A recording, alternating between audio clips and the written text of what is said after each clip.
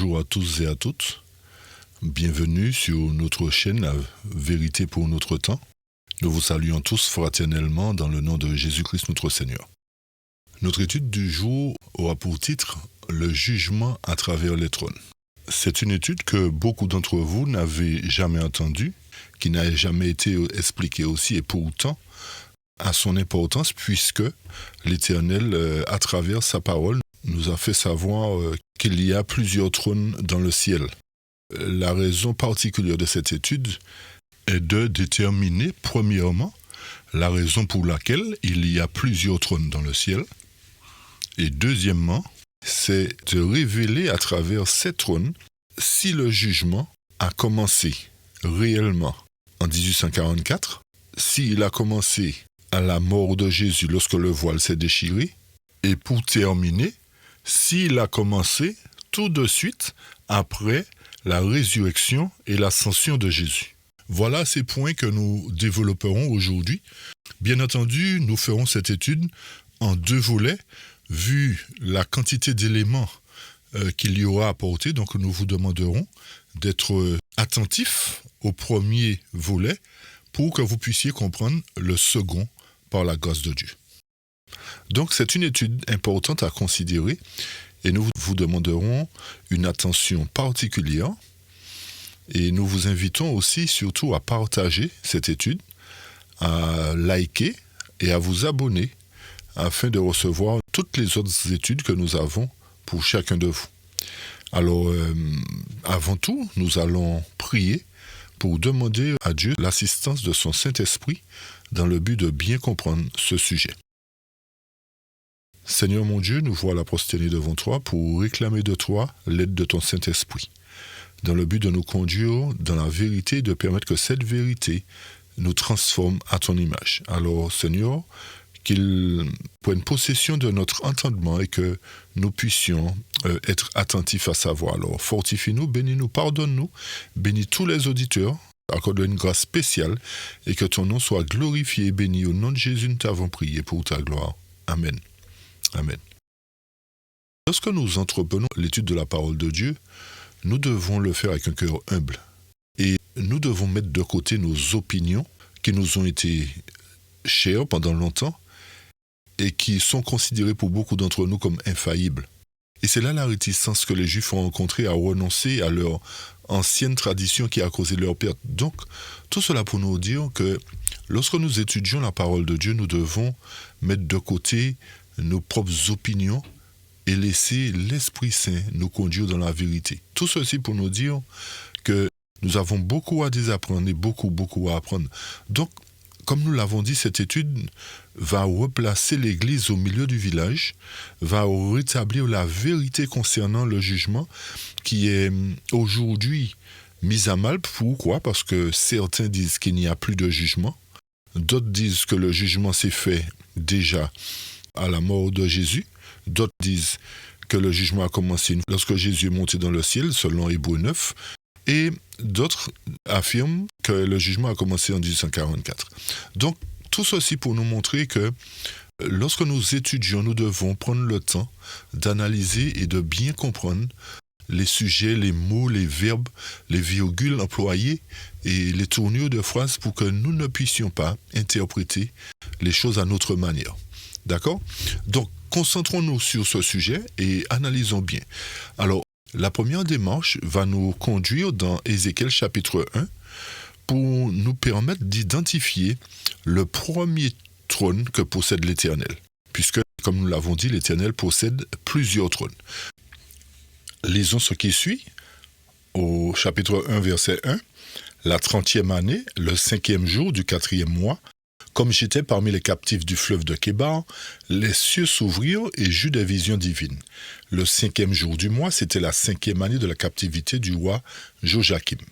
La parole de l'Éternel fut adressée à Ézéchiel, fils de Buzi, le sacrificateur, dans le pays des Chaldéens, près du fleuve de Kébar. Et c'est là que la main de l'Éternel fut sur lui. Verset 4. Je regardai, voici, il vint du septentrion un vent impétueux, une grosse nuée, une gerbe de feu qui répandait de tous côtés une lumière éclatante, au centre de laquelle brillait comme de l'airain poli sortant du milieu du feu. Au centre encore apparaissaient 4 animaux dont l'aspect avait une ressemblance humaine. Chacun d'eux avait 4 faces et chacun avait 4 ailes. Leurs pieds étaient droits et la plante de leurs pieds était comme celle du pied d'un veau. Ils étincelaient comme de l'airain poli. Ils avaient des mains d'hommes sous les ailes, à leurs 4 côtés, et tous les 4 avaient leurs faces et leurs ailes. Leurs ailes étaient jointes l'une à l'autre, ils ne se tournaient point en marchant, mais chacun marchait droit devant soi. Verset 12. Chacun marchait droit devant soi, ils allaient où l'esprit les poussait à aller, et ils ne se tournaient point dans leur marche. L'aspect des êtres vivants était comme des charbons ardents, comme des lampes. Ils montaient et descendaient parmi les êtres vivants. Le feu était brillant et du feu sortaient des éclairs. Les 4 êtres vivants couraient et revenaient comme un éclair. Je regardais ces animaux et voici, il y avait une roue sur la terre près des animaux devant leurs 4 faces. À leur aspect et à leur structure, ces roues semblaient être en chrysolite et toutes les 4 avaient la même forme. Leur aspect et leur structure étaient tels que chaque roue paraissait être au milieu d'une autre roue. En cheminant, elles allaient de leurs 4 côtés et elles ne se tournaient point dans leur marche. Elles avaient une circonférence et une hauteur effrayante, et à leur circonférence, les 4 roues étaient remplies d'yeux tout autour. Verset 19. Quand les animaux marchaient, les roues cheminaient à côté d'eux, et quand les animaux s'élevaient de terre, les roues s'élevaient aussi. Ils allaient où l'esprit les poussait à aller, et les roues s'élevaient avec eux, car l'esprit des animaux était dans les roues. Quand ils marchaient, elles marchaient. Quand ils s'arrêtaient, elles s'arrêtaient. Quand ils s'élevaient de terre, les roues s'élevaient avec eux, car l'esprit des animaux était dans les roues. Verset 22. Au-dessus des têtes des animaux, il y avait comme un ciel de cristal resplendissant qui s'étendait sur leurs têtes dans le haut. Sous ce ciel, leurs ailes étaient droites l'une contre l'autre, et ils en avaient chacun d'eux qui les couvrait, chacun d'eux qui couvrait leur corps. J'entendis le bruit de leurs ailes quand ils marchaient pareil au bruit de grosses eaux, ou à la voix du Tout-Puissant. C'était un bruit tumultueux, comme celui d'une armée quand ils s'arrêtaient, ils laissaient tomber leurs ailes. Et il se faisait un bruit qui partait du ciel, étendu sur leur tête, lorsqu'ils s'arrêtaient et laissaient tomber leurs ailes. Verset 26. Au-dessus du ciel qui était sur leur tête, il y avait une chose semblable à une pierre de saphir en forme de trône, et sur cette forme de trône apparaissait comme une figure d'homme placée dessus en haut. Je vis encore comme de l'airain poli, comme du feu au-dedans duquel était cet homme, et qui rayonnait tout autour, depuis la forme de ses reins jusqu'en haut, depuis la forme de ses reins jusqu'en bas. Je vis comme du feu et comme une lumière éclatante dont il était environné. Tel l'aspect de l'arc qui est dans la nue en un jour de pluie. Ainsi était l'aspect de cette lumière éclatante qui l'entourait.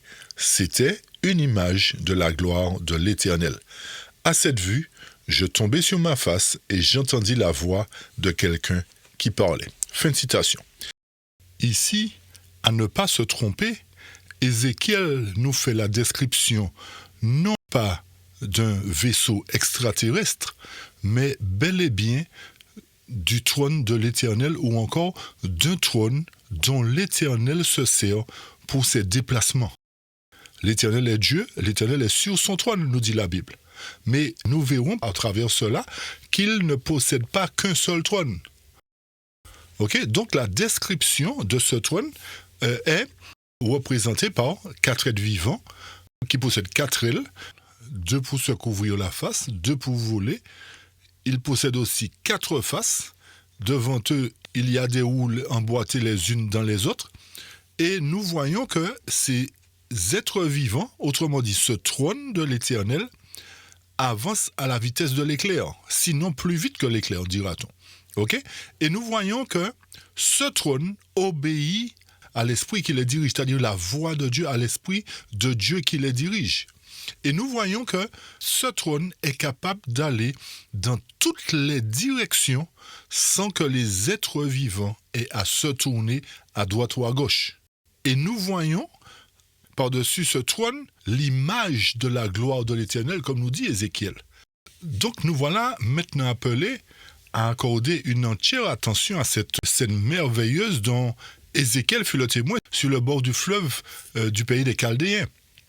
Cette scène représente à l'évidence le Seigneur assis sur le trône, puisque dans Ézéchiel 1, le texte nous disait que c'était l'image de la gloire de Dieu. Donc c'est bien l'Éternel qui est assis sur l'un de ces trônes.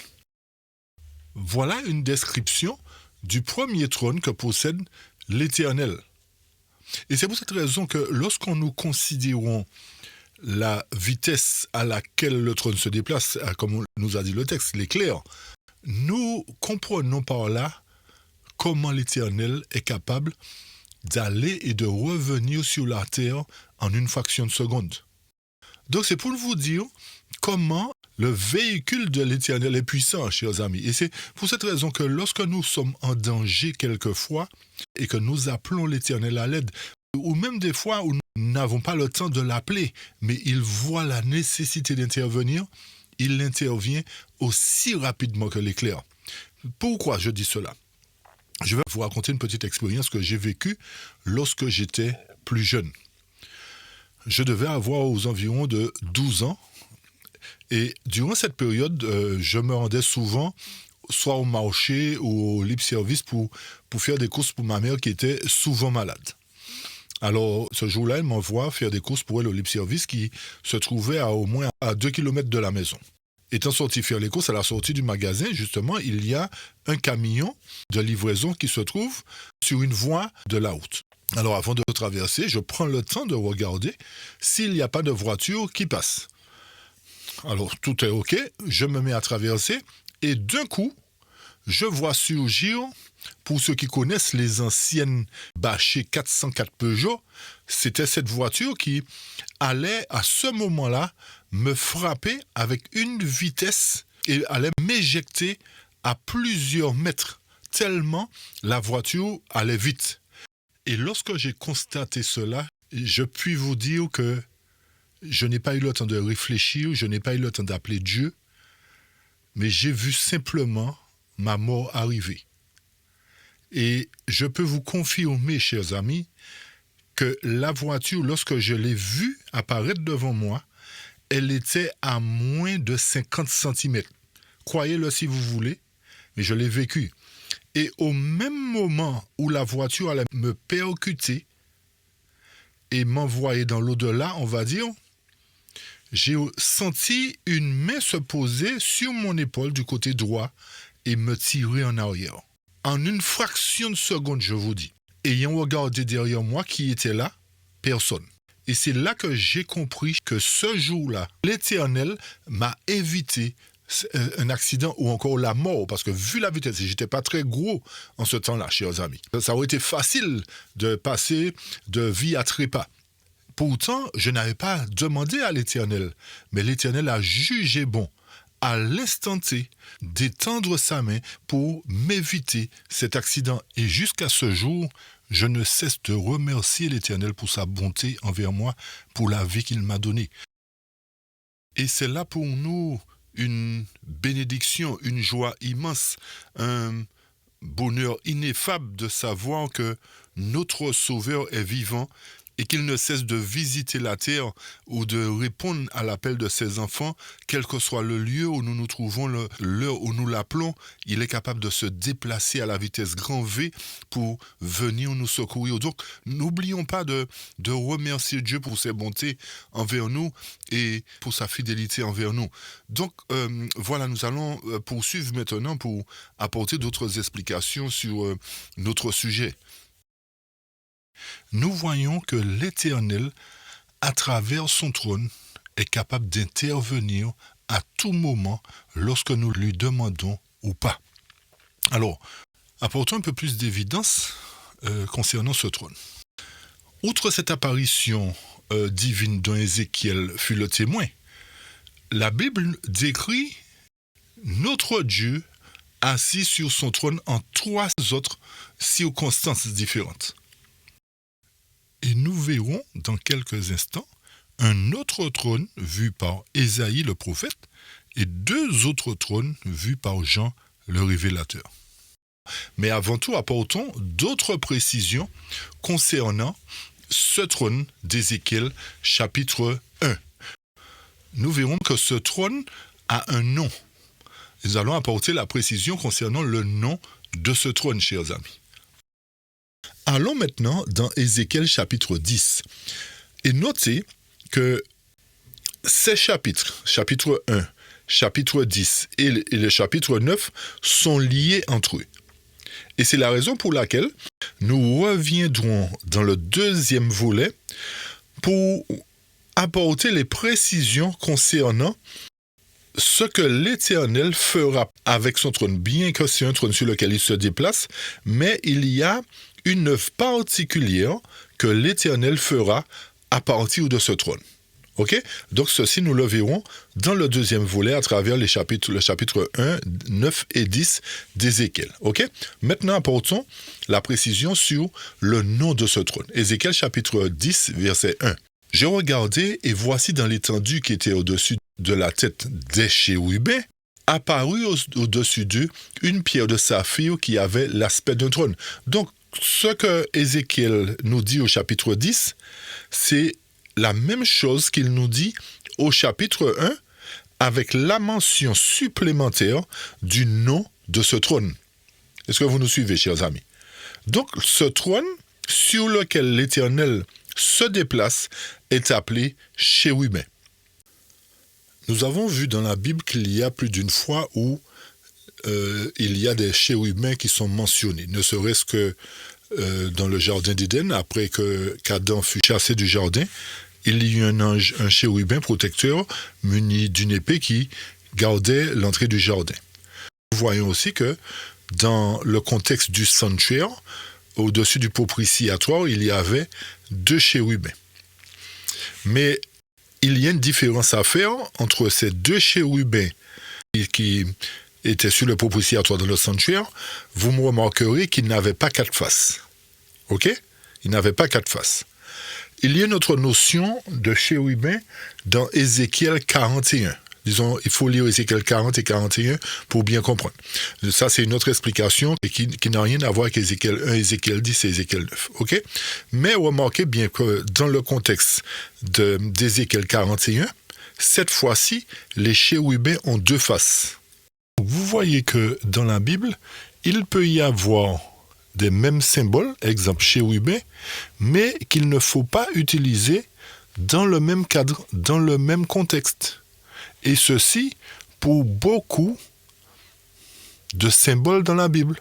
Et c'est pour cette raison que certaines personnes se trompent quant à l'interprétation des prophéties, parce qu'ils voient, par exemple, chérubin marqué, donc ils se disent, c'est le même chérubin. Mais il nous faut tenir compte de tous les détails que l'Éternel nous donne. Vous nous suivez? C'est très important, surtout lorsqu'on étudie la prophétie. OK? Donc nous voyons effectivement que le contexte d'Ézéchiel 1 n'est pas le même contexte qu'Ézéchiel 41. OK? Ni celui du sanctuaire à l'époque de Moïse. Donc ceci nous confirme qu'il y a plusieurs types de chérubins, chers amis. OK? Et qu'il y a un type de chérubin qui correspond précisément à l'un des trônes de Dieu. Donc, ces chérubins-là ont 4 faces. OK? Apportons des précisions pour confirmer ce que nous venons de dire concernant Ézéchiel 1 et Ézéchiel 10. Allons pour cela dans le psaume 80, verset 1 qui nous dit « Prête l'oreille, berger d'Israël, toi qui conduis Joseph comme un troupeau, parais dans ta splendeur, toi qui es assis sur les chérubins. » Donc nous voyons que l'Éternel est bel et bien assis sur les chérubins, et ce sont les chérubins qui le véhiculent en quelque sorte, qui le véhiculent. Okay?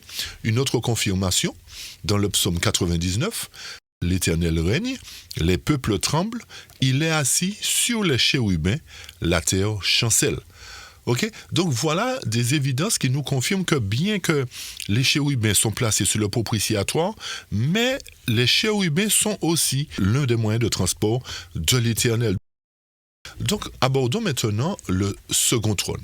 Le second trône se trouve dans Ésaïe, chapitre 6. Et vous verrez que cet autre trône possède un autre nom qui vous est peut-être familier, mais peut-être que vous n'avez jamais fait attention à cela. Ésaïe 6 nous dit, à partir du verset 1, « L'année de la mort du roi Osias, je vis l'Éternel assis sur un trône élevé, et sa traîne remplissait le temple. » Verset 2, au-dessus de lui se tenaient les séraphins. Chacun d'eux avait 6 ailes. Il se couvrait la face avec 2 ailes, il se couvrait les pieds avec 2 ailes, et il volait avec 2 ailes. L'un criait à l'autre en disant « Saint, Saint, Saint est l'Éternel des armées, toute la terre est remplie de sa gloire. » On va s'arrêter là, vous allez lire le reste chez vous. Donc ici, nous voyons que, quoique le trône vu par Ézéchiel soit semblable à celui qu'Ésaïe vit en vision, il faut noter qu'ils sont cependant distincts et séparés. Pourquoi ? Car dans la vision d'Ésaïe, chacun des séraphins avait 6 ailes, chers amis. Tandis que dans la vision d'Ézéchiel 1 et Ézéchiel 10, chacun des chérubins n'avait que 4 ailes. Ça, c'est une chose. Deuxièmement, s'agissant des chérubins, ils se tenaient en dessous de l'Éternel, tandis que pour les séraphins, ils se tenaient au-dessus de lui. Vous avez bien fait la distinction ? Très bien. Donc ici, nous voyons l'existence déjà de 2 trônes. 2 trônes mobiles, chers amis. Et ce que nous allons voir dans Apocalypse seront 2 trônes fixes, 2 trônes immobiles. Donc, nous verrons effectivement l'existence de 4 trônes, 2 fixes, 2 mobiles. Là maintenant, nous allons déterminer le lieu où se trouve le trône d'Apocalypse chapitre 4. Et ceci sera très important, chers amis, et c'est à travers cette démarche que nous verrons si le jugement a commencé véritablement à la mort de Jésus, ou encore à la résurrection de Jésus, ou véritablement en 1844. Suivez-nous attentivement. Les choses sérieuses commencent, dira-t-on. Là maintenant, abordons le 3e trône. Et là, nous vous demanderons une attention encore plus soutenue. Pour quelle raison ?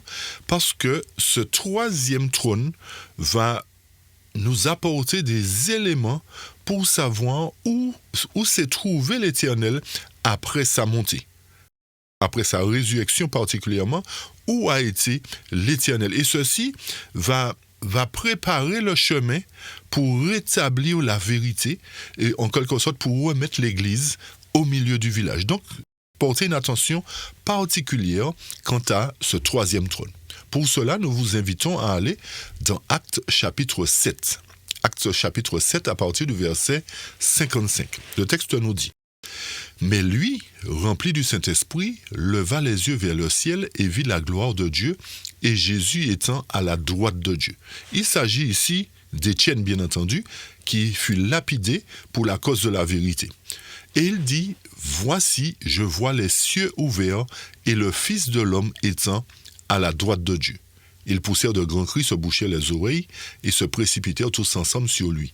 Ils le chassèrent de la ville et le lapidèrent, et les témoins déposèrent leurs vêtements aux pieds d'un jeune homme nommé Saul, etc., etc. Vous allez aussi relire la suite chez vous. Donc, Étienne, se faisant lapider pour la vérité, fut rempli du Saint-Esprit, et qu'est-ce qu'il voit ? Il voit Jésus qui se tient à la droite de Dieu. Avançons un peu plus loin pour apporter des détails concernant ce qu'Étienne a vu. Pour cela, nous allons dans Apocalypse chapitre 22. Apocalypse chapitre 22, verset 1.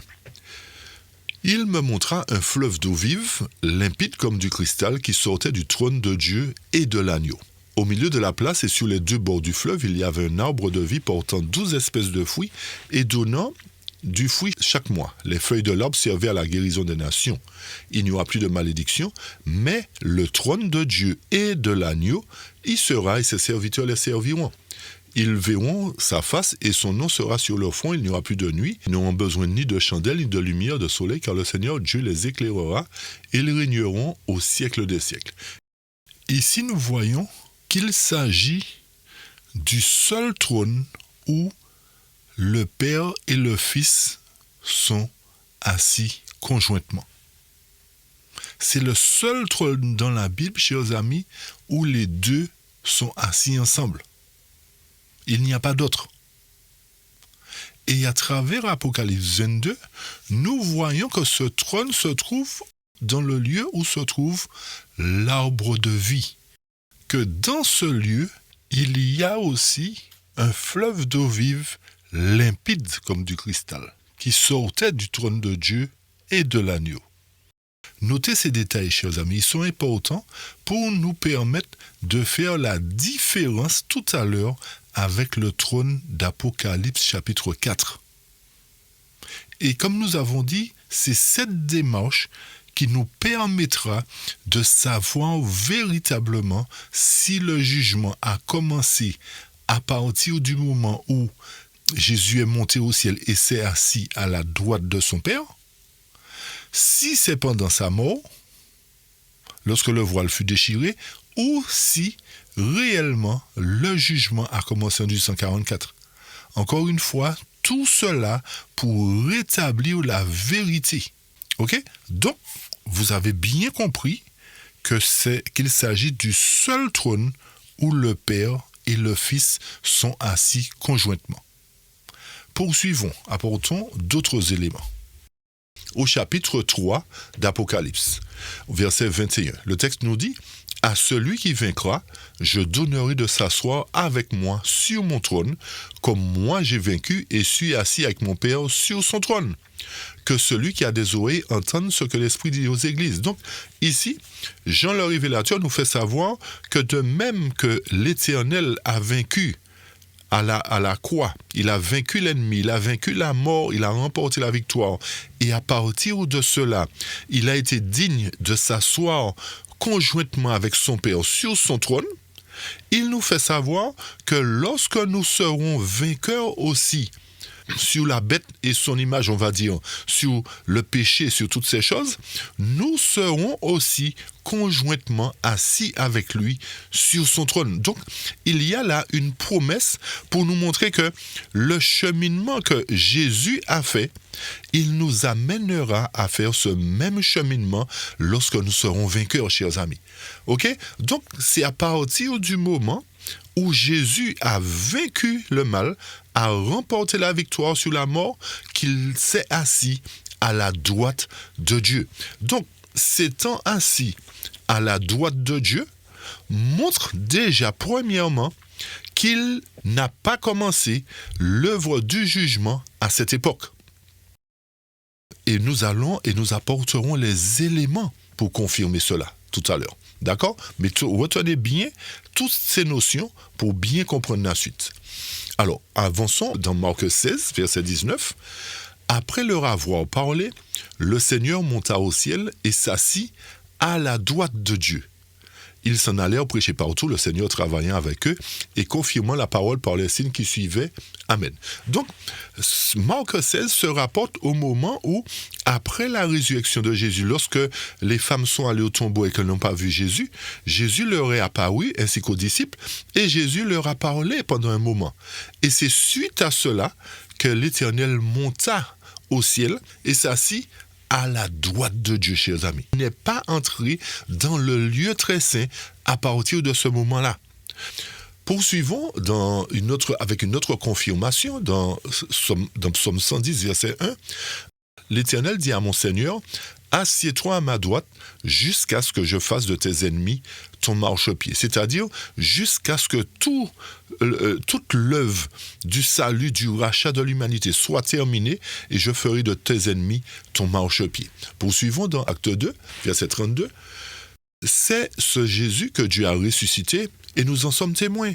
C'est pourquoi, élevé à la droite de Dieu, et ayant reçu du Père la promesse du Saint-Esprit, il a répandu ce que vous voyez et entendez maintenant. Donc il s'agit là de l'effusion du Saint-Esprit que les apôtres ont reçu une fois que Jésus fut élevé à la droite de Dieu, c'est-à-dire il s'est assis à la droite de Dieu pour pouvoir conduire, gérer les nations, chers amis.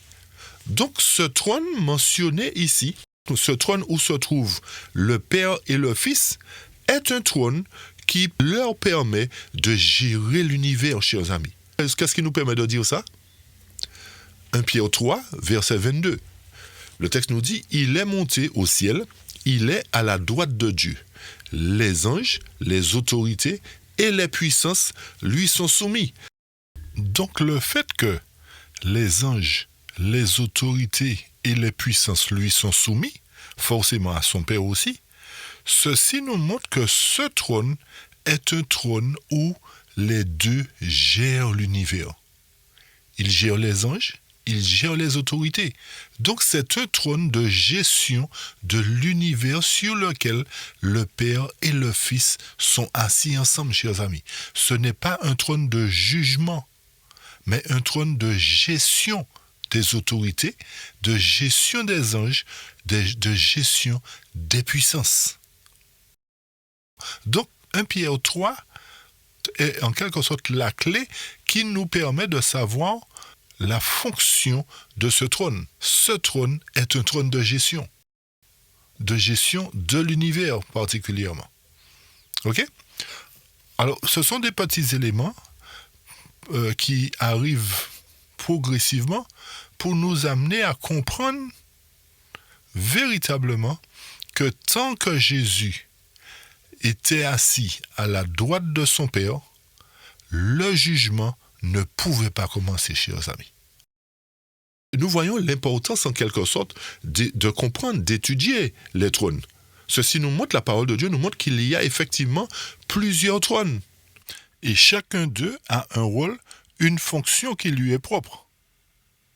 Poursuivons maintenant pour apporter d'autres éléments. Dans Hébreux 12, et là on va arriver progressivement au texte qui a semé le trouble dans la tête de beaucoup de responsables et qui ont instruit aussi quelque chose d'erroné. Avançons déjà dans Hébreux 12 progressivement.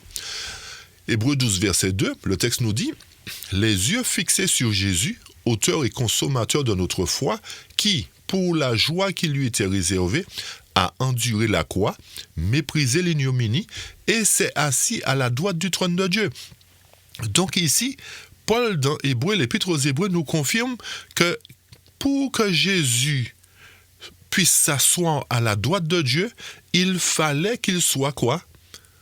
Qu'il endure la croix, qu'il ait méprisé l'ignominie et qu'en définitive, il s'assied à la droite du trône de Dieu parce qu'il l'aura vaincu. Ok, chers amis, donc nous voyons les confirmations que c'est à la résurrection de Jésus qu'il s'est assis à la droite du Père. Mais où se situe véritablement ce trône? Nous avons vu que ce trône se trouve à l'endroit où il y a l'arbre de vie. Et de ce trône coule un fleuve limpide comme du cristal. Mais où précisément, à travers les symboles prophétiques, se situe ce trône? Où se trouve-t-il véritablement?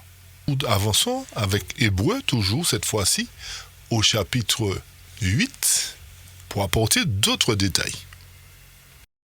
Le texte nous dit « Oh, voici le résumé de ce que nous avons dit. Nous avons un souverain sacrificateur qui est assis, où est-ce?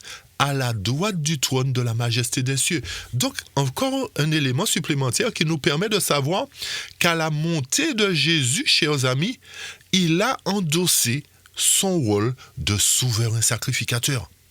Donc, ce qui revient à dire que lorsqu'il était sur la terre, il a joué son rôle de prophète. Après sa montée, lorsqu'il s'est assis à la droite du trône de Dieu, à la droite de son Père, il a endossé cette fois-ci son rôle de souverain sacrificateur. et il lui restera un dernier rôle à accomplir, à jouer, à remplir, une dernière fonction à remplir, nous dirons, c'est la fonction de roi des rois et seigneur des seigneurs. Donc nous voyons 3 étapes qui nous permettent de confirmer que Jésus était effectivement prophète sur la terre. Il est souverain sacrificateur à la droite de son Père et il sera roi des rois une fois que ses ennemis seront sous ses pieds.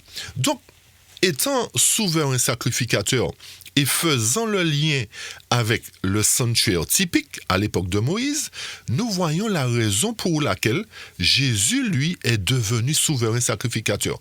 Pourquoi? Parce que les souverains sacrificateurs à l'époque de Moïse étaient ceux qui prenaient en compte les péchés du peuple, chers amis.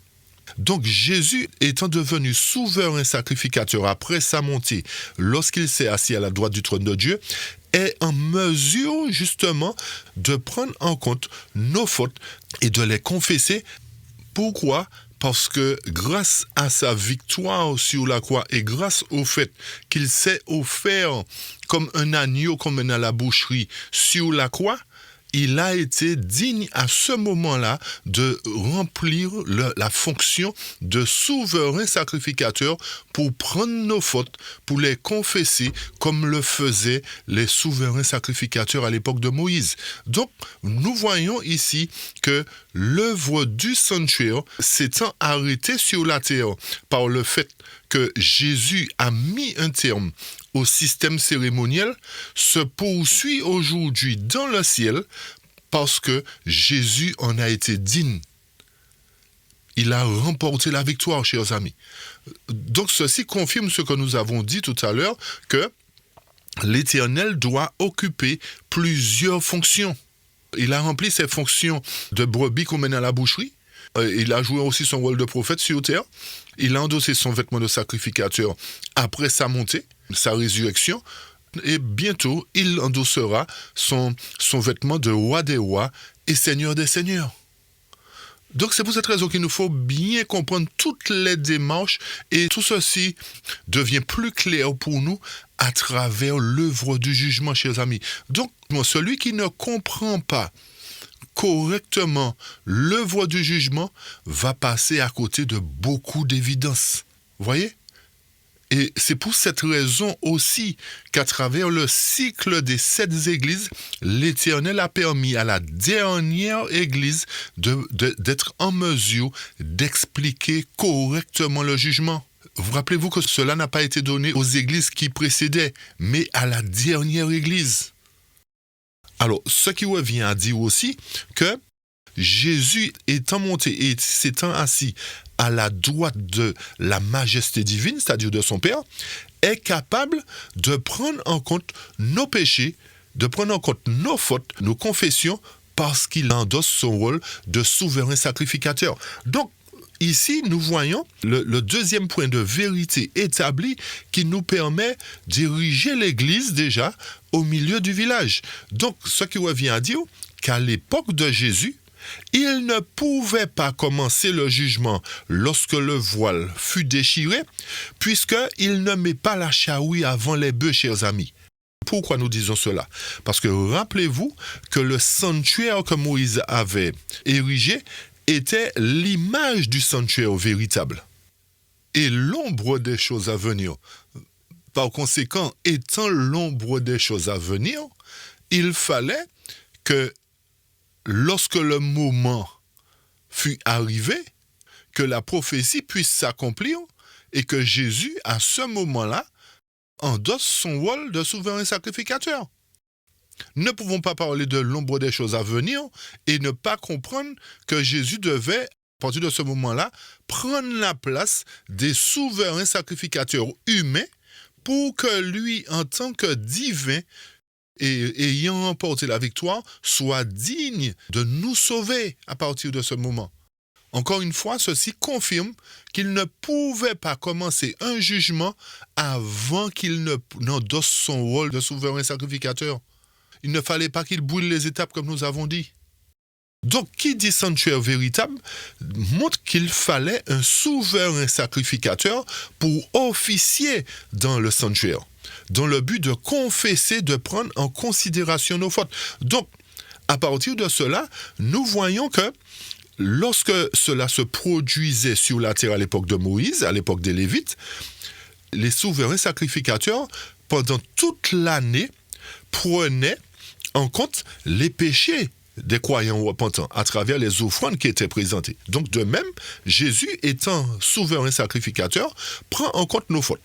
Tout cela pour nous montrer que c'est après cette étape, toutes ces étapes de confession, que le jugement, c'est-à-dire la fête du grand pardon ou le Yom Kippour, pouvait commencer une fois par an. Est-ce que vous nous suivez, chers amis? Donc, ce qui revient à dire que lorsque Jésus est monté à la droite de son Père, il a commencé dans la première partie du sanctuaire, chers amis, antitypique. Et cette partie du sanctuaire est considérée comme étant le lieu où coule quoi, chers amis, dans Apocalypse 22? Où coule quoi? Nous avons dit? Où coule un fleuve d'eau vive, limpide comme du cristal. Donc c'est dans ce lieu, chers amis, que l'Éternel prend en compte tous les péchés des âmes repentantes et a pardonné, etc. Et suite à cela, une fois que cette œuvre sera terminée, il va endosser son rôle d'avocat, chers amis. Pour le moment, il est souverain sacrificateur, mais après cette étape, il endossera le rôle d'avocat pour expier, pour effacer, pour être en mesure de nous défendre. Il fallait que l'étape de la croix soit franchie, la croix, la mort, la résurrection soit franchie, pour que, suite à cela, il devienne souverain sacrificateur et ensuite avocat pour plaider devant le Père en disant « Mon sang, mon sang, mon sang, Père », pour tous ceux qui m'ont accepté comme leur sauveur personnel et conserver le nom de tous ceux qui ont été dignes dans le livre de vie, à partir du moment où il passera du lieu saint au lieu très saint dans le sanctuaire antitypique, c'est-à-dire dans le ciel. Alors pour cela, il faut qu'il se lève de son trône où il est assis conjointement avec son Père, ainsi que son Père bien entendu.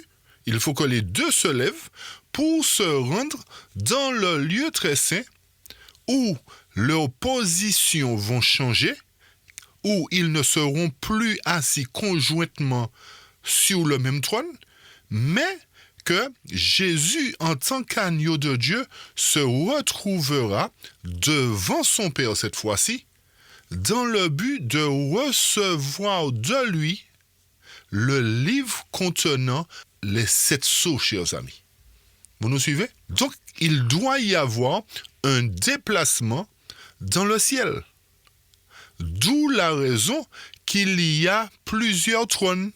Donc, nous verrons quel trône il a utilisé pour ce déplacement. Puisque le ciel, comme nous l'avons dit au début, n'est pas un endroit rikiki. C'est vaste. Et comme l'Éternel est Seigneur, il se déplace sur son trône, sur un de ses trônes. J'espère que cela devient de plus en plus clair pour vous, pour comprendre la raison qu'il y a de connaître la prophétie sur les trônes. Faites simplement un rapport entre le sanctuaire israélite et l'œuvre de Dieu dans le sanctuaire. Donc, ici encore, nous voyons qu'il doit y avoir véritablement un sanctuaire dans le ciel, contrairement aux détracteurs de la parole de Dieu qui tordent le sens des Écritures et nous font comprendre qu'il n'y a pas de sanctuaire au ciel. Donc, s'il n'y a pas de sanctuaire au ciel, chers amis, Jésus n'est pas souverain sacrificateur. S'il n'y a pas de sanctuaire, il n'y a pas de raison que Jésus soit souverain sacrificateur, une fois qu'il fut assis à la droite du trône de Dieu. Soyez très attentifs, nous avons dit. Ok ? Là maintenant, c'est le texte qui a amené beaucoup à se tromper quant à l'événement. C'est le texte d'Hébreux 9. Et nous allons lire les deux versions, chers amis. La version Louis II et la version King James. La version Louis II nous dit au verset 11, d'Hébreux 9, « Mais Christ est venu comme souverain sacrificateur des biens à venir. Il a traversé le tabernacle plus grand et plus parfait, qui n'est pas construit de main d'homme. » C'est ce que nous disions tout à l'heure, c'est-à-dire qui n'est pas de cette création. Donc c'est une création divine. Et il est entré une fois pour toutes dans le lieu très saint. Vous avez vu ce que la version seconde nous dit, chers amis? Que l'Éternel est entré une fois pour toutes, où est-ce? Dans le lieu très saint. Non avec le sang des boucs et des veaux, mais avec son propre sang, ayant obtenu une rédemption éternelle. Et c'est là qu'il y a le problème. Bon, donc, si nous relions ce texte d'Hébreux 9, c'est-à-dire la partie qui nous dit non avec le sang des boucs, mais avec son propre sang, ayant obtenu une rédemption éternelle, montre que c'est après la victoire sur la croix que Jésus a obtenu rédemption. Et que au lieu de faire couler le sang des boucs, son sang a coulé déjà pour nous sauver de la condamnation. Et étant assis à la droite du trône de Dieu, là où se trouve le fleuve d'eau vive, comme du cristal, notez bien parce que c'est important, il y a des éléments qui vont faire la différence tout à l'heure, d'accord? Il ne pouvait aucunement se trouver à ce moment-là dans le lieu très saint d'après la version seconde. Par conséquent, cette version seconde, dans ce contexte, n'est pas correcte. Elle n'est pas correcte, chers amis. Parce que si nous suivons bien le type et l'antitype, les agneaux étaient présentés dans le parvis. Et suite à cela, les prières étaient présentées dans le lieu saint. Et ensuite, confessées dans le lieu très saint. D'où le jugement. Et lorsque nous consultons la version King James, les choses sont totalement différentes et c'est là que ça devient plus clair. C'est pour cette raison que beaucoup de personnes ont mal interprété la prophétie biblique durant une certaine époque et jusqu'à présent d'ailleurs. Puisque je me rappelle dans le temps que c'est ce qui était enseigné et que nous étions jugés à ce moment-là. Et c'est là que je me suis dit, mais comment je peux être jugé alors qu'il y a grâce toujours? Donc ça voudrait dire que ceux qui nous enseignaient dans le temps avaient mal compris la parole de Dieu. Bon, ce n'était pas forcément de leur faute, puisqu'ils n'avaient certainement pas la version King James. On peut comprendre cela. D'accord? L'Éternel tient compte des temps d'ignorance aussi, on peut dire. Mais aujourd'hui, nous avons des évidences qui nous permettent de comprendre que dans ce contexte du jugement, la version seconde, particulièrement Hébreux 9, verset 12, n'est pas valable. Lisons maintenant la version King James pour établir la vérité. Et c'est là que vous allez bien comprendre, chers amis, que tous ceux qui continuent à étudier des prophéties et qui ne comprennent pas que les versions de la Bible sont importantes, seront amenés à proclamer l'erreur et non la vérité. Écoutons la version King James. Et c'est là que toute la différence sera faite. Hébreux 9, verset 11. « Mais Christ est venu comme souverain sacrificateur des biens à venir par un tabernacle plus grand et plus parfait. » Ok? Il s'agit du ciel là, d'accord? Plus grand et plus parfait, c'est du ciel. Qui n'a pas été fait de main d'homme, c'est-à-dire qui n'est pas de cet édifice.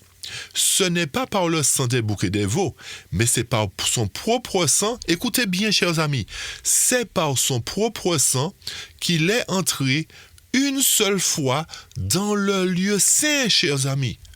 Ok? C'est par son propre sang qu'il est entré une seule fois, pas dans le lieu très saint, comme nous dit la version seconde, mais dans le lieu saint, ayant obtenu pour nous une rédemption. Donc, à l'ascension de Jésus, chers amis, lorsqu'il a quitté ses apôtres, il est entré une seule fois dans le lieu saint, chers amis, pas dans le lieu très saint. Ceci nous montre que lorsque nous faisons le rapprochement avec le sanctuaire terrestre, Jésus ne pouvait pas commencer le jugement tant qu'il était sur terre.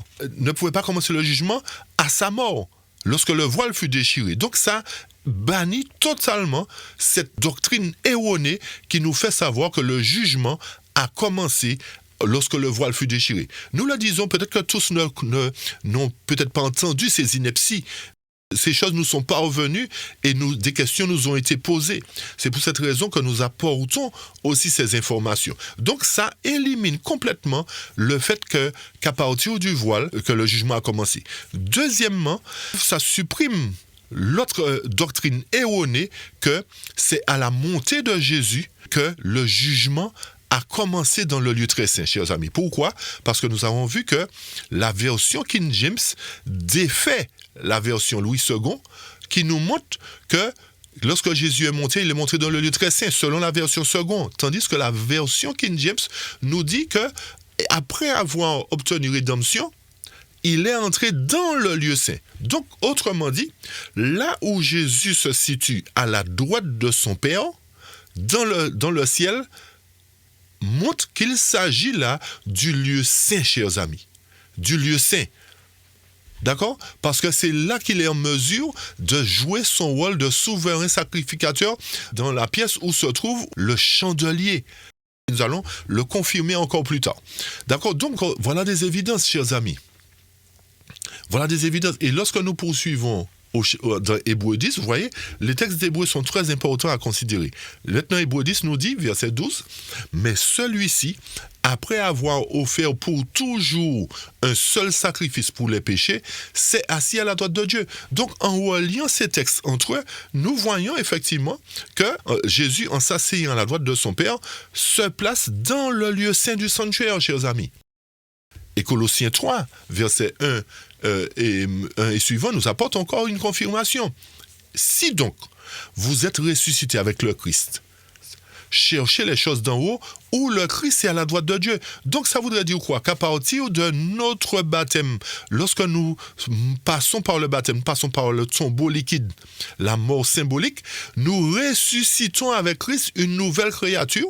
Et lorsque nous devenons cette nouvelle créature, nous sommes considérés comme étant pardonnés par Dieu. Nous commençons une vie nouvelle, une vie à zéro. Il remet le compteur à zéro. Et à partir de là, nous entrons dans la famille de Dieu et nous cheminons avec lui. C'est pour cette raison que le verset 2 nous dit « Affectionnez-vous aux choses d'en haut », on va dire à partir du moment où vous êtes ressuscité, et non à celles de la terre, car vous êtes morts. Il n'y a plus de vie dans quelqu'un qui est mort, chers amis. Et votre vie est cachée avec le Christ en Dieu. Lorsque le Christ qui est notre vie apparaîtra, alors vous apparaîtrez aussi avec lui dans la gloire. Ce qui revient à dire que si nous nous affectionnons aux choses d'en haut à partir du moment où nous sommes ressuscités avec Christ, c'est à partir du moment, plus précisément, à partir du moment où nous sommes passés par la case baptême et qu'il a effacé nos fautes, il a remis le compteur à zéro et que nous recommençons une nouvelle vie. Donc notre vie étant cachée en Christ, nous continuons à affectionner les choses d'en haut. Qu'est-ce qui se passe? Eh bien, lorsque Christ paraîtra, nous paraîtrons avec lui.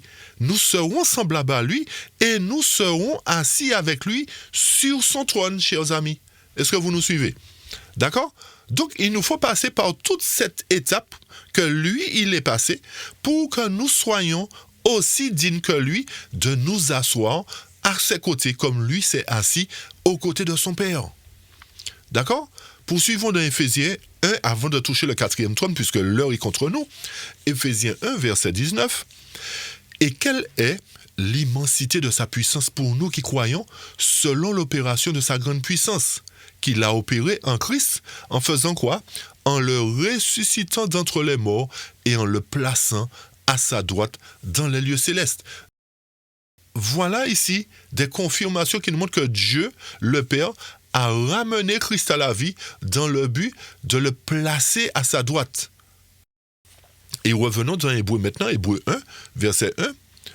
Dieu qui autrefois, en divers temps et à diverses manières, a parlé au Père par les prophètes, nous a parlé en ces derniers temps par son Fils, qu'il a établi, héritier de toutes choses, et par lequel il a fait les mondes, qui, étant l'éclat de sa gloire et l'image expresse de sa personne, et soutenant toutes choses par la parole de sa puissance, après avoir lui-même purgé pour nos péchés, s'est assis à la droite de la majesté céleste. Donc, ce texte aussi est utilisé par les détracteurs de la parole de Dieu pour montrer que le fait que nous sommes passés d'une alliance à une autre alliance, d'accord, montre qu'il n'y a plus de sanctuaire, qu'il n'y a plus de sacerdoce, et que c'est l'amour de Dieu qui prône et que nous ne serons pas jugés, etc. Puisque Jésus nous a parlé par le Fils à ce moment-là, et ces mêmes détracteurs utilisent ces textes aussi pour montrer qu'il n'y a plus de prophète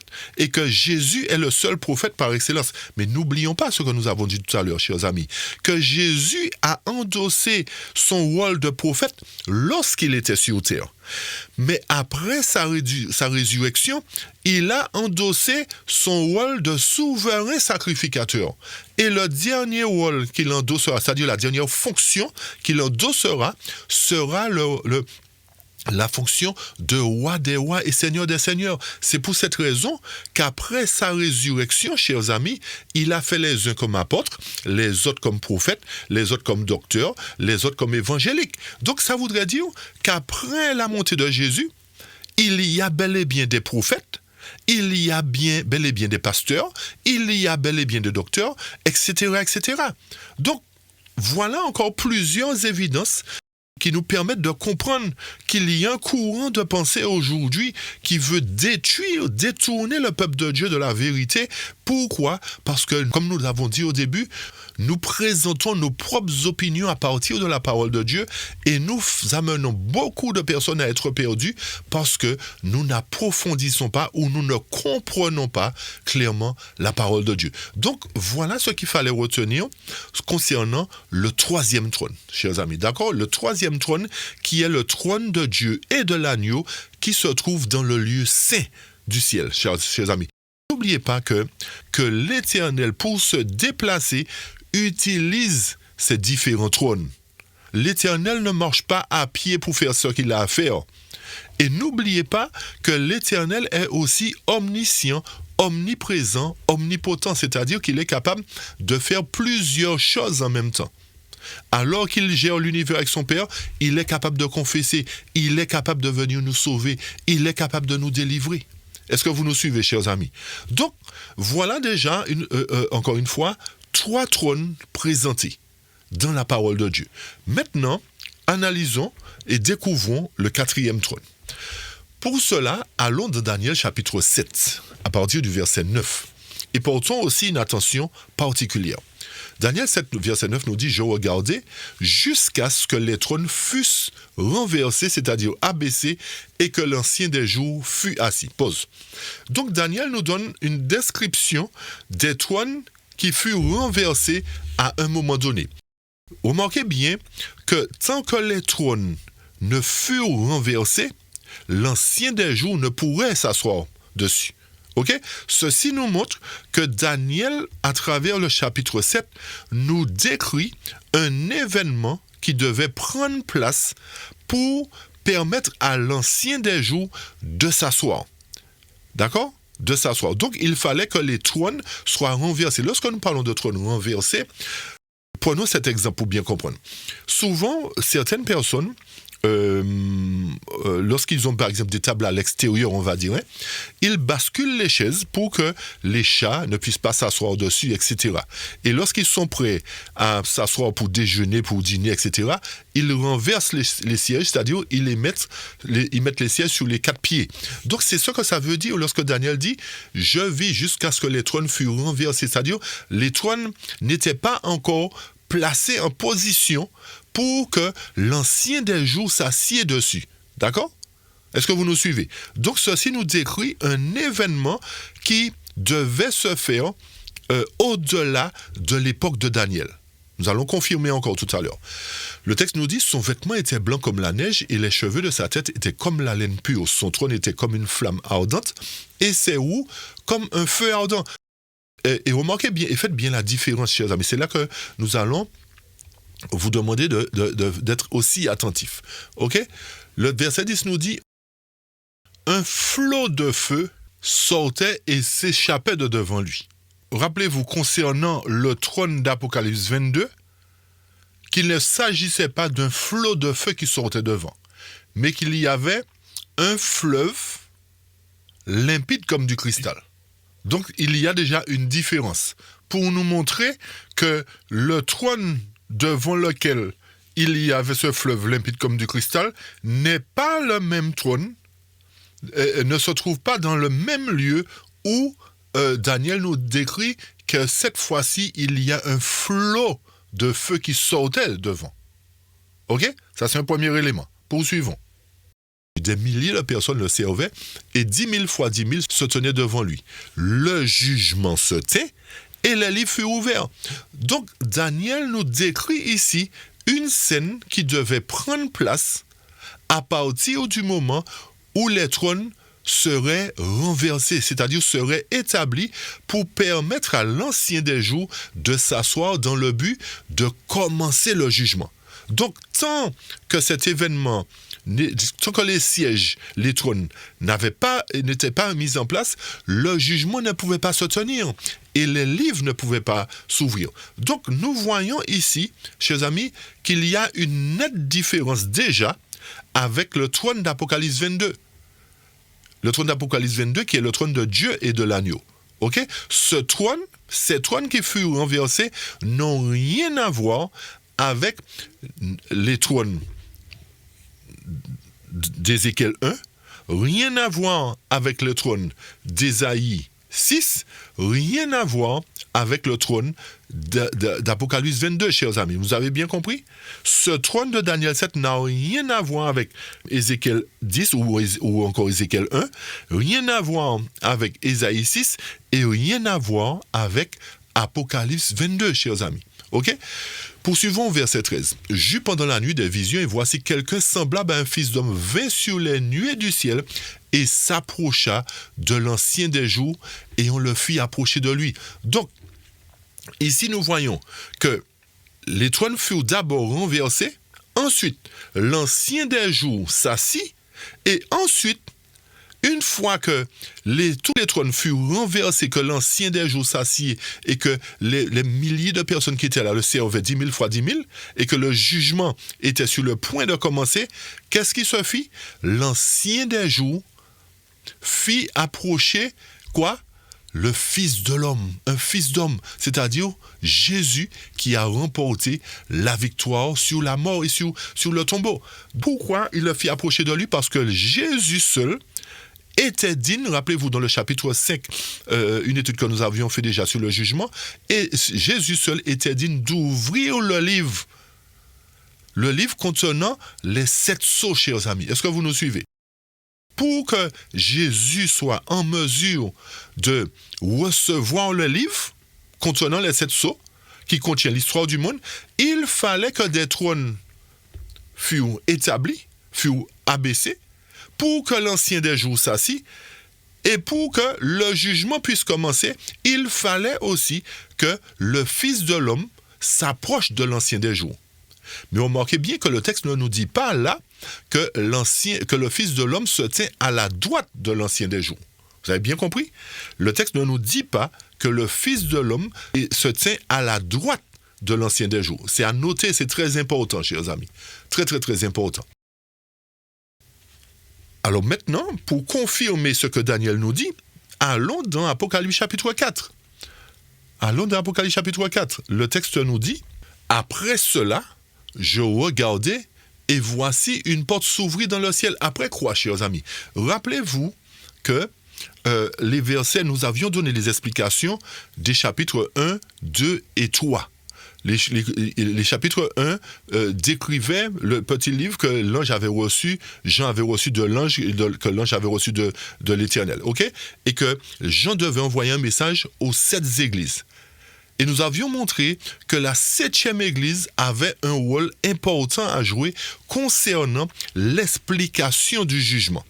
Donc, lorsque le texte nous dit après cela, c'est-à-dire après que l'église, la dernière, ait reçu la révélation sur le jugement des vivants, par conséquent, à partir de ce moment-là, le jugement pouvait commencer parce qu'il y avait une claire compréhension de cet événement qui devait prendre place durant cette même période où l'Église avait pris naissance, la 7e.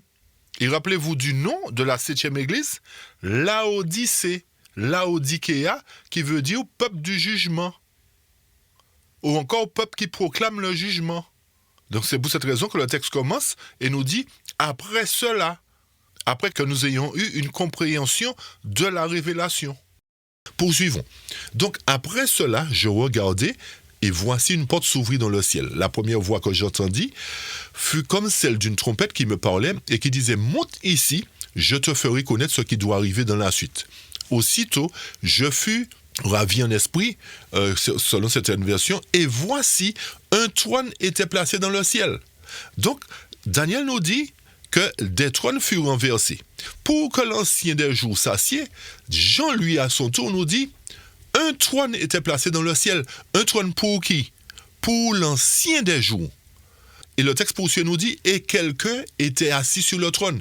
Donc, Daniel voit une scène qui doit prendre place, et Jean, lui, voit la scène déjà en place où l'ancien des jours est déjà assis sur le trône.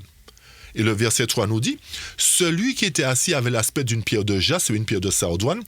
Autour du trône, il y avait un arc-en-ciel. Donc voilà un autre élément, chers amis, qui nous permet de savoir que ce trône mentionné dans Apocalypse 4 et dans Daniel 7 n'a rien à voir avec le trône d'Apocalypse 22. Pourquoi? Parce que autour du trône d'Apocalypse 22, il n'y avait pas d'arc-en-ciel. D'accord? Le trône d'Isaïe 6, il n'y avait pas mention d'arc-en-ciel. D'accord? Alors, donc, il y avait un arc-en-ciel dont l'aspect était semblable à celui d'une émeraude. Autour du trône, il y avait 24 sièges, c'est-à-dire 24 trônes. Donc, ce que Daniel a vu, il a bien vu plusieurs trônes se renverser, chers amis. Il a vu plusieurs trônes être mis à plat, mais Jean, lui, dit que un trône était placé, donc il parle d'un trône particulier qui était en place pour le jugement, chers amis. Donc ceci nous montre que l'Éternel n'utilise pas les mêmes trônes dans toutes les circonstances, chers amis. Puisque ce trône fut placé à un moment donné pour le jugement précisément. Nous revenons vers la fin, vers le verset 4. Il y avait aussi 24 sièges, et sur les sièges, je vis 24 vieillards assis, vêtus de vêtements blancs et portant sur leur tête des couronnes d'or. Donc ces 24 vieillards, nous avions déjà dit que ce sont des rachetés, chers amis, puisque, rappelez-vous, dans le chapitre 5, les 24 vieillards et les 4 êtres vivants qui étaient là disaient « Tu nous as rachetés ». Donc, le fait qu'ils portent des couronnes sur leur tête montre qu'ils sont vainqueurs sur la mort, sur le tombeau, ils ont porté la victoire sur tout. Donc, voilà ici une description du trône mentionné qui devait s'établir dans le lieu très saint cette fois-ci pour que commence le jugement une fois que Jésus aurait fini son œuvre dans le lieu saint, chers amis. Est-ce que vous nous suivez? Donc, ce qui ne veut pas dire que Jésus ne prend pas en compte nos fautes, attention, chers amis. Mais il nous faut bien comprendre les étapes qui sont franchies. D'accord? Nous poursuivons dans le chapitre 4 au verset 5 cette fois-ci. Du trône sortaient des éclairs, des tonnerres et des voix. Et devant le trône brûlent 7 lampes de feu, qui sont les 7 esprits de Dieu. Alors, ce qui est important de comprendre dans ce passage, c'est que, rappelez-vous que lorsque le jugement commence, le lieu saint et le lieu très saint font une seule pièce, chers amis. OK? Le voile est déchiré et font une seule pièce. Donc, lorsque le jugement commence, effectivement, devant le trône, il y a 7 lampes. Rappelez-vous que le chandelier se trouve dans le lieu saint. Donc ça voudrait dire que l'Esprit de Dieu est là dans toute sa plénitude à travers le jugement qui va se faire. Et remarquez bien la différence au verset 6. Devant le trône, il y avait une mer de verre semblable à du cristal. Au milieu du trône et autour du trône, il y avait 4 animaux pleins d'yeux devant, derrière. Le premier animal était semblable à un lion, le second à un veau, le troisième avait une face d'homme, le quatrième était semblable à un aigle qui vole. Les 4 animaux avaient chacun 6 ailes, et autour de lui, ils avaient au-dedans des yeux pleins d'intelligence. Ils ne se reposaient ni jour ni nuit, disant « Saint, Saint, Saint, Seigneur Dieu Tout-Puissant, qui était, qui est et qui vient ». Voilà en quelque sorte une description du 4e trône de l'Éternel qui se trouve cette fois-ci dans le lieu très saint du sanctuaire. Alors, pour arriver vers la fin, faisons un petit point. Nous avons vu 4 trônes. 2 trônes mobiles et 2 trônes fixes. Et nous avons touché le 4e trône qui se trouve dans Apocalypse chapitre 4.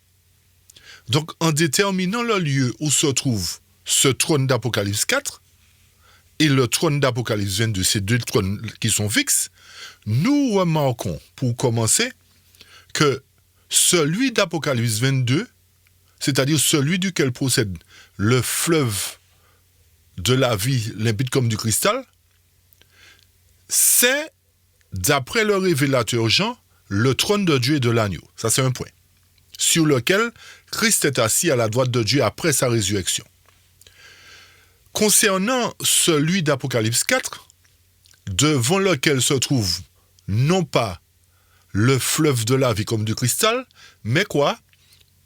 Une mer de verre. Ce trône, par conséquent, se trouve, lui, dans le lieu très saint du sanctuaire céleste. Pour quelle raison?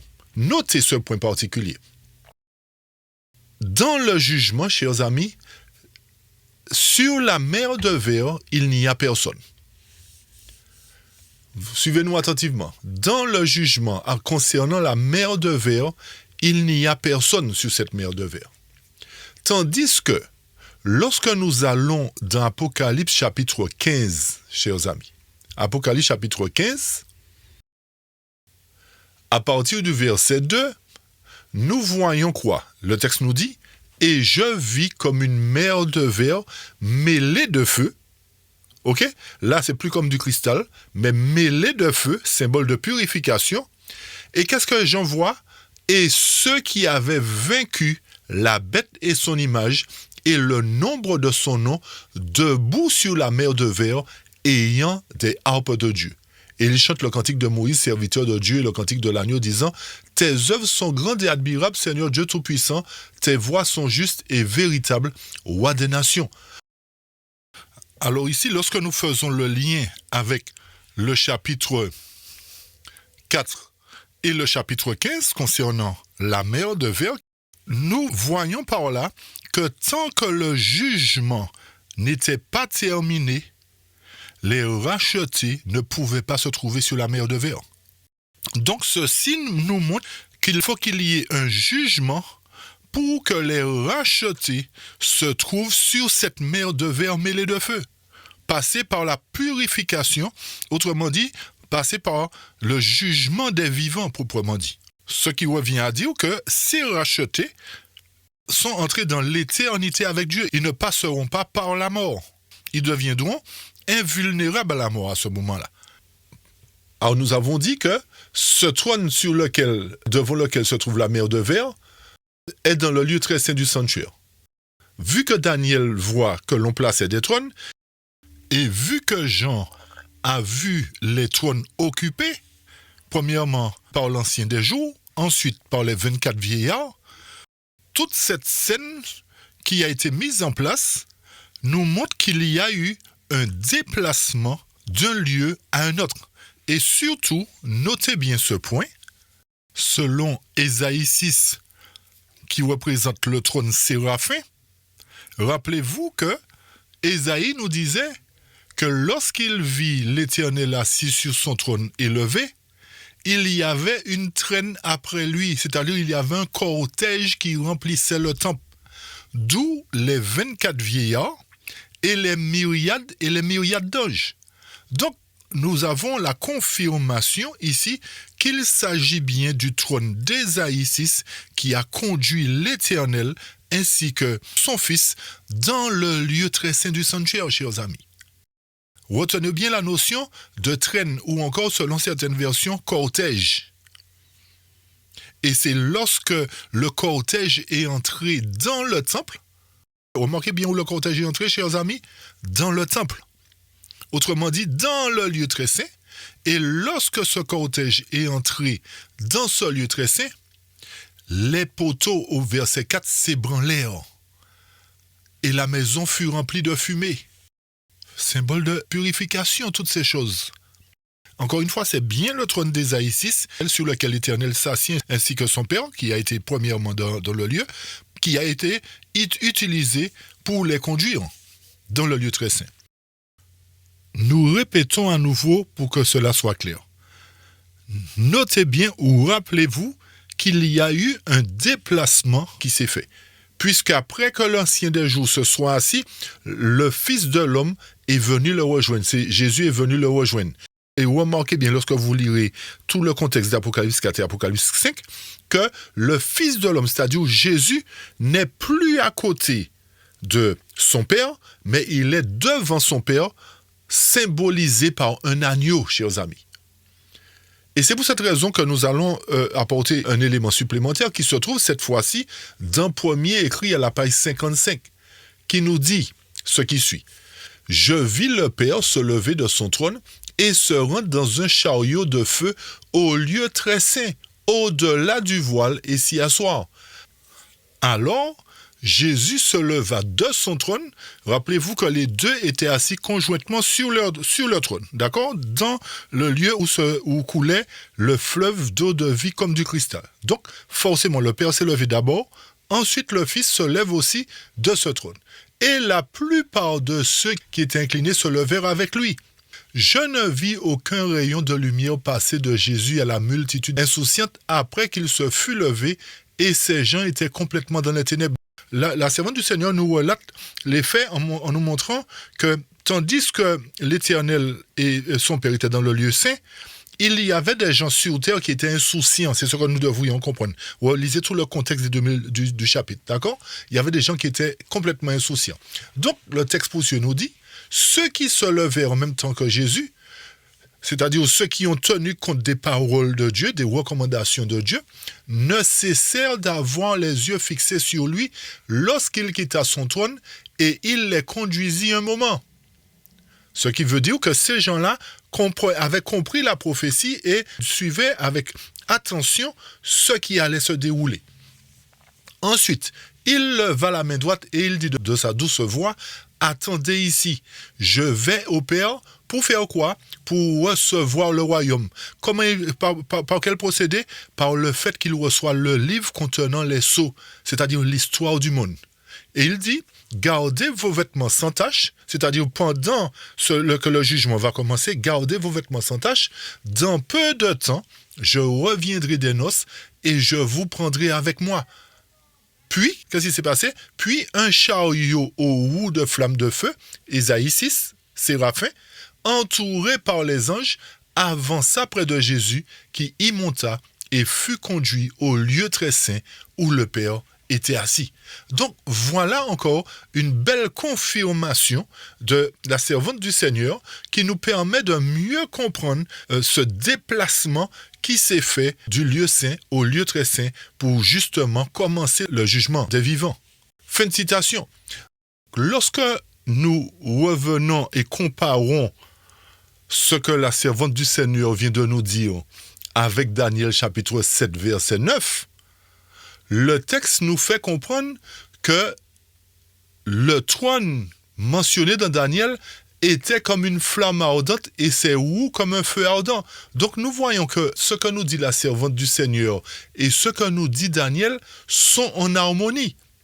D'accord? Puisque la servante du Seigneur nous dit les roues du chariot étaient de flammes de feu. Ce qui revient à dire, pour terminer, chers amis, que l'Éternel, pour se déplacer du lieu saint où se trouve le fleuve d'eau de vie comme du cristal, pour se rendre dans le lieu très saint du sanctuaire, a utilisé un trône parmi les 2 trônes mobiles qu'il possède. Et ce trône-là est le trône séraphin, le trône possédant 6 ailes. Ce qui montre que le Père ne s'est pas déplacé à pied, il a pris le trône, Jésus a pris le trône aussi, c'est-à-dire le trône mobile. Et remarquez bien qu'ils ne sont pas arrivés ensemble. Donc c'est pour cette raison, encore une fois, qu'il nous fallait faire le point concernant les trônes pour montrer les différents déplacements qui se faisaient dans le ciel dans le but de commencer le jugement, chers amis. Alors c'est pour cette raison que William Miller s'est trompé sur l'événement il a bien vu un déplacement, mais ce déplacement ne devait pas se faire du ciel vers la terre, mais du ciel au ciel, c'est-à-dire d'un lieu dans le ciel à un autre lieu dans le ciel. Et pour cela, comme nous avons dit, l'Éternel a utilisé l'un des trônes mobiles qui est celui appelé Séraphin que nous trouvons dans Ésaïe chapitre 6. Et quand vous faites le lien aussi, dans le jugement, rappelez-vous que les 4 êtres vivants qui étaient là avaient 6 ailes, de même comme que les séraphins. Et ces 6 ailes, dans le jugement, représentent la 6e période de temps. C'est-à-dire que le jugement devait commencer durant la 6e période de temps, d'où le fait que le livre contenant les 7 sceaux a été ouvert au 6e sceau à travers les signes prophétiques, c'est-à-dire tremblement de terre de Lisbonne, obscurcissement du soleil, chute des étoiles, etc. Donc tous ces événements nous confirment bel et bien que le jugement devait commencer en 1844, pas avant. Donc voilà en gros ce qu'il fallait retenir concernant le jugement à travers les trônes. Alors nous espérons que cette étude a été suffisamment claire pour chacun de vous et nous vous invitons par la grâce de Dieu à nous retrouver pour l'autre volet pour apporter des explications concernant le trône d'Ézéchiel chapitre 1. D'accord? Alors nous vous remercions pour votre attention, chers amis, pour vos prières encore une fois de plus et que l'Éternel continue à vous bénir et à vous diriger dans la voie de la vérité afin que nous soyons affranchis, que nous puissions nous retrouver par sa grâce sur le mont Sion. Alors nous vous disons à bientôt et soyez bénis. Amen. Amen.